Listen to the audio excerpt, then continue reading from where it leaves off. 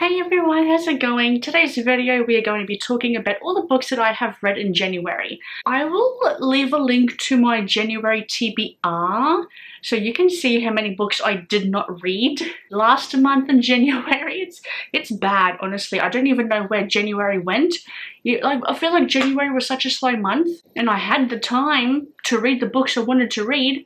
Just didn't get the chance to, just something happened in January and I lost my reading mojo kind of in a way. I'll just quickly go through the books that I'm still currently reading that were on my January TBR. This book I'm about to show you wasn't a part of my January TBR, but it is a January release.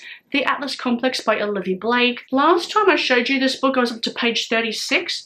Now I'm up to page 99. Part 2, which is Hedonism. And also I am still reading Voyager by Diana Gabaldon, but I am really enjoying those two books I'm still reading. Hopefully now that I'm a little bit more into those books, I'm like either within or definitely like getting close to the 100 page marks or 100 page mark in those books, so hopefully I can read them a little bit quicker. For the two books I actually did properly complete, first one, we have The Book Thief by Markus Zusak, and I don't know why I was so scared to read this book because I really loved it. It takes place in Germany in around World War II. We follow Liesel. It's either Liesel or Liesel, but we follow Liesel. She is a young German girl. Her brother dies, and at the graveside of her brother's grave there is a book hidden in the snow, and the book is called The Gravedigger's Handbook. And with that book she starts her love for words, for reading. Soon she is stealing books from Nazi book burnings. She is stealing books from the mayor's wife's library. Wherever she can find books, she will most likely steal them. But being World War II, it's a very dangerous time.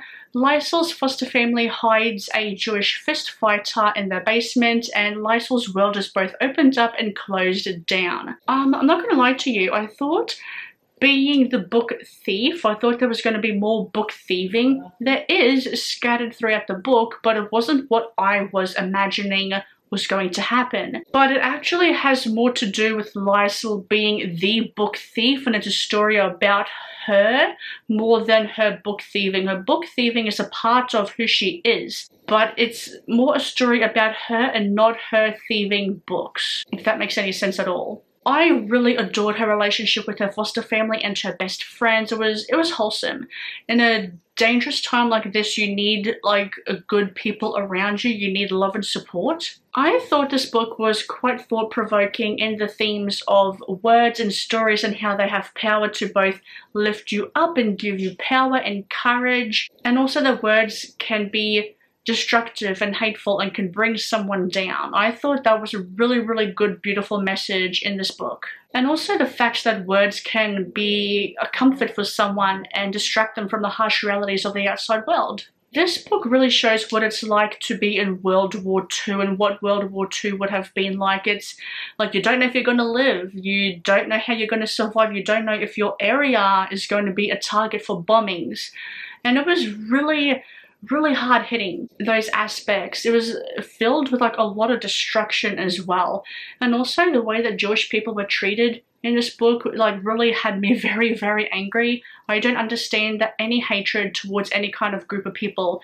Never have, never will. Like I don't get it. I don't understand the hatred, and it goes back to words having that power to really bring people down. And even if you are seen to help a Jewish person or to even somewhat support a Jewish person, you're in trouble too. Reading those scenes were actually quite nerve-wracking because you don't know what's going to happen to the characters. Death as a narrator was quite an interesting choice. His views on humans and war was really fascinating to read about from the point of this narrator. And a little warning, death does spoil that, oh, this person's gonna die, you don't know when, you don't know how, but this person's gonna die because I'm going to see them later on in the book, later on in this character's life. And Death has said he does not like mystery. He just doesn't see the point in adding mystery to someone's life. He's just like, bleh, spoil. This is what's gonna happen to this character, but you don't know when or how. Or I don't want to say why, because they're casualties of war, these people.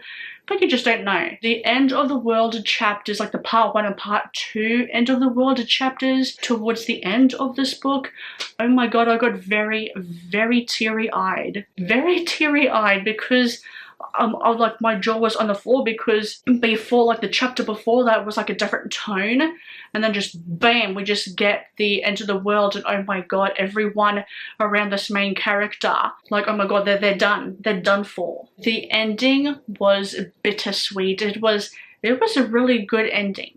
It was bittersweet, it was happy, yet it was almost so sad because this character has been through so much crap. But I'm just glad that this character got a really happy ending. You might already know who I'm talking about, but if you don't, please read the book because it is so very, very good.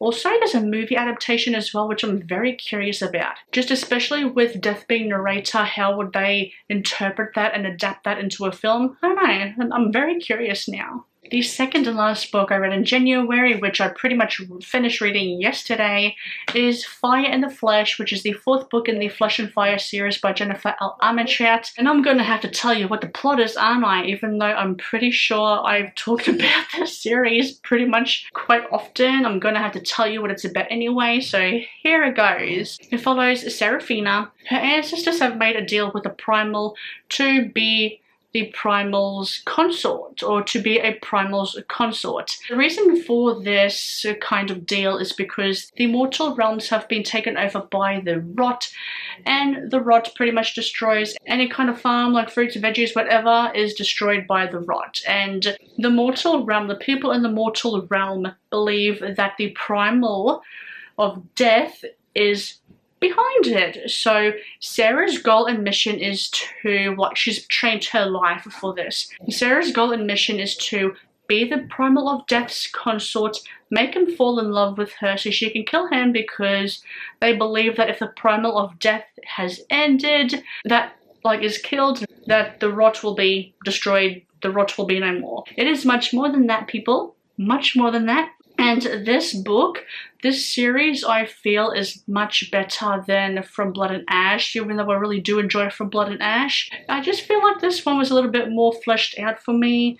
That's just how I feel. I really love this series a lot. And I gave this a 3rd book of 4 stars. Trigger warnings in this one for sexual assault and consent. It is not graphic in nature, thank goodness it isn't, but it is something that is in the book, so please just be mindful and be careful of that when you get into this book. I am so happy that I don't have to wait long for the 4th and last book in the series. I like the end, like it did not leave on a cliffhanger, this book, and Jenifer L. Armentrout, the books I've read from her, they usually leave on a bit of a cliffhanger. This one didn't. This one ended on a really lovely chapter. For around 98% of the book, Sarah and someone else were in very sticky situations. I didn't know if they were going to make it out because it was a pretty dangerous situation that they were in too. I was like so on the edge of my seat. I was like, oh my god, how are they going to get out? How are they going to get out? One thing I really loved about the book is that it talks about feeling safe in a relationship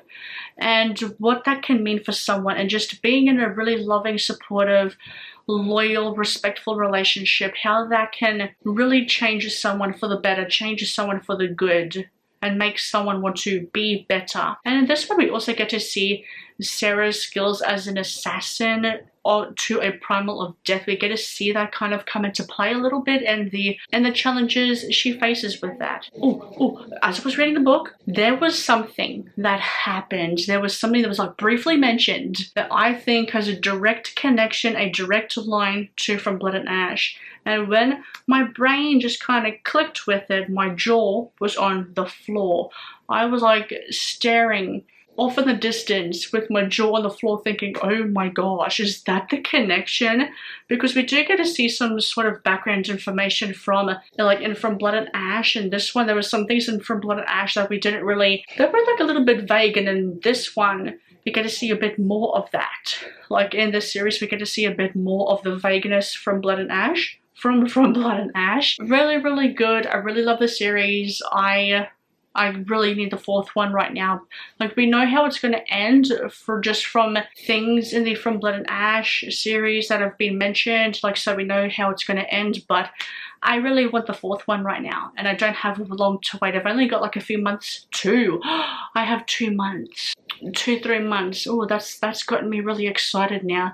Oh, I can't wait for it. That is all, everyone. Thank you very much. I hope you had a better reading month than I did. Like, I had a pretty good reading month, but the fact that it was so short, I was like, I could have read a bit more, and I know I could have. Just, I don't know what happened to January. Just so slow, and yet, I don't want to say so quick, because it did happen.